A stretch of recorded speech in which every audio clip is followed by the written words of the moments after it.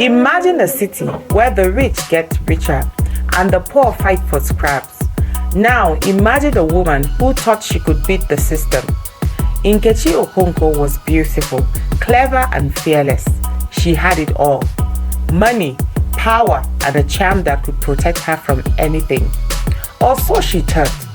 But when she stole from the dead, she disturbed a force older than time itself. A spirit that did not forgive. This is the story of the Abuja bank curse. A tale of greed, betrayal, and the spirits that never forget. Nkechi didn't arrive in Abuja with wealth or privilege. She stepped off a rickety bus with nothing but a suitcase and a dream. The city greeted her with the scent of roasted plantains and the hum of generators. Its streets teeming with hustlers and dreamers alike. She lived in a cramped apartment in Kubwa with her uncle, his wife, and 2 playful kids.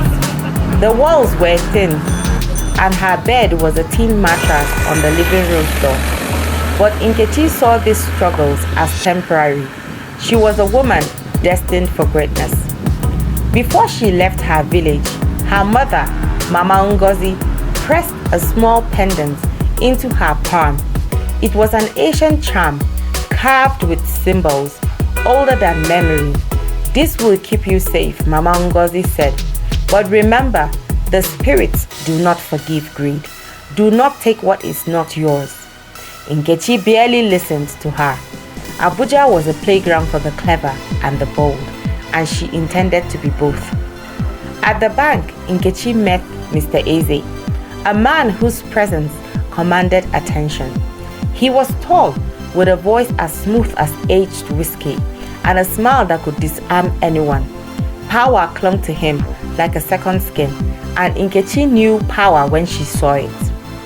She made herself irresistible, a lingering touch here and a calculated glance there. Her blouses became slightly unbuttoned, her perfume a whisper of temptation. Soon, Mr. Eze was hers. But Mrs. Eze was no fool. The elegant, sharp-eyed woman noticed the changes, the lingering scent of unfamiliar perfume, the hushed phone calls. One day, she stormed into the bank, her eyes blazing with fury. "You will never know peace," she hissed, her voice low and venomous. "The spirits will hunt you for what you are doing." Nkechi laughed it off. But that night, as she lay in bed, the charm around her neck felt heavier, as though the spirits were staring. Nkechi climbed higher, moving into a more prestigious bank. With her silver tongue, she convinced Mr. Eze to transfer his funds. She handled wealthy clients, learning their secrets, their weaknesses, and then she discovered a hidden opportunity: the dormant accounts of the dead. She thought it was harmless, forgotten money unclaimed. Why should it sit there, untouched, when it could be hers? It had also coincided with the 2005 banking reforms, which left many transactions hanging in the system. Nkechi found ways to redirect those funds to ghost accounts, cashing them out in her name. The first time she transferred the money, the air in her office turned thick. The fluorescent lights flickered, and a cold breath ghosted across her neck. She ignored it.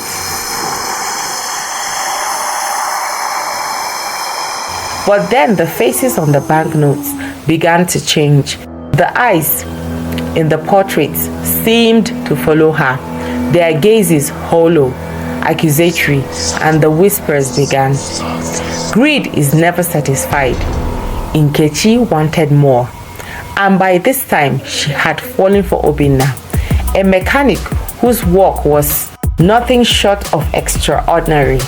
Unlike the chaotic, grease-stained mechanic villages scattered across Abuja, Obinna's garage was a heaven of order and precision.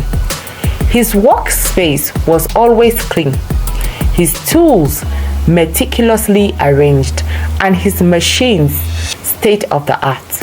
He invested in the latest equipment, making his garage one of the most modern in the city. Customers trusted him, not just because of his skill, but because of his professionalism. Nkechi found reasons to call him to her house. Flimsy excuses like her car running too hot or too cold, just to see him again. Finally, she had him in her grasp. But for her next big move, she needed a partner. She turned to Obinna, the streetwise hustler with a reputation for pulling off the impossible. Together, they orchestrated a grand heist. "We strike at closing time," Nkechi explained, over a glass of wine in her luxurious Maitama apartment. A Ghana must go back filled with fake deposits, the guards distracted, the cameras disabled, in and out in minutes. Obinna listened, his fingers drumming against the mahogany table. "And the vault?" She smiled. "That's my part. The codes, the keys, everything is in place." It went flawlessly. The vault opened like a mouth, welcoming them to feast. But something felt off. The air was thick, heavy, as though the bank itself disapproved. Yet Nkechi ignored the creeping dread, blinded by the crispness of the stolen wealth between her fingers. The spirits, however, were patient. Obinna was charming, and Nkechi wasn't the only one who noticed. Choma, an ambitious young woman, had also caught his eye. She was everything Nkechi wasn't. But Nkechi wasn't fooled. She stepped closer, her heels clicking against the concrete floor. "Stay away from him," she said to Choma, her words dripping with venom. "He's mine." Choma, unflinching, met her gaze. "He's not a prize to be won," she shot back. "If he chooses you, it's because he wants to, not because you scared everyone else away." The tension between them escalated, their voices rising as they exchanged heated words. Obinna tried to intervene, but it was too late. Nkechi lunged at Choma. Then the two women were soon in a full-blown fight, pulling hair and scratching at each other like wildcats. Obinna had to physically separate them, his strong arms pulling them apart as they shouted and cursed. The damage was done. Nkechi's obsession with Obinna grew, but so did the paranoia. She began to see Choma everywhere, in the shadows, in her dreams, even in the faces of strangers. The spirits, it seemed, had found a new way to torment her. The curse did not strike like lightning. It seeped in, slow as poison. The first night after the heist, Nkechi awoke to the sound of shuffling feet in her hallway. She lived alone.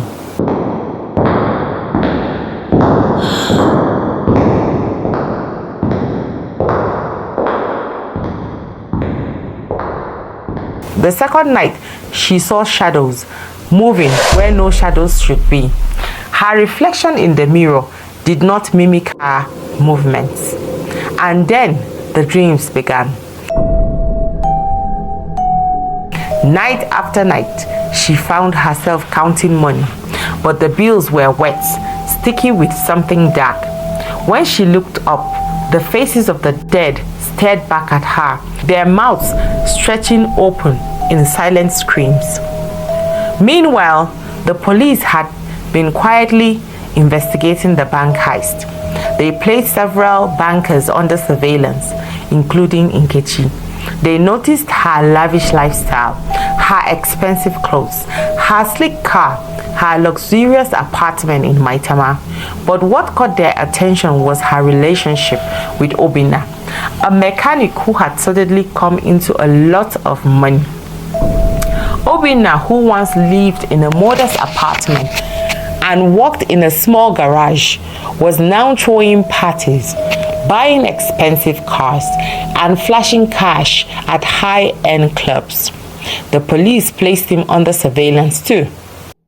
One by one, they quietly arrested his friends, young men who had suddenly become wealthy overnight.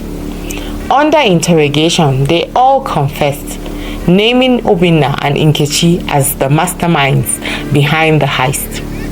But when the police moved in to arrest Obinna, he was gone. He had vanished without a trace, leaving behind his car, his apartment, and all his belongings. Nkechi was frantic. She called his phone, but it was switched off. She visited his garage, but it was empty.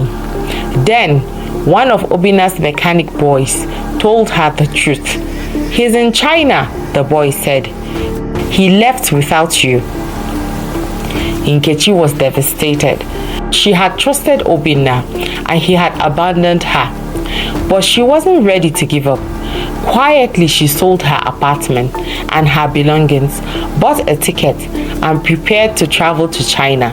She would find Obinna, but the police were watching. On the day of her flight, as she stood in the airport, her suitcase packed with cash and her passport in her hand, they arrested her. The spirits, it seemed, had other plans. Prison did not free her from the curse. The walls of her cell whispered at night. Her cellmates kept their distance, muttering about the cold air around her and the way her lips moved in silent conversations with unseen things. She screamed herself awake, clawing at the walls, her hands trembling as she begged unseen figures for mercy, but the spirits do not bargain. Now, Nkechi sits in a psychiatric home, staring into nothing. Her lips move, but no sound comes. Her hands tremble as though still counting cursed money. The spirits have not left her. They never will. Some wealth comes with a price, and some debts are collected by the dead.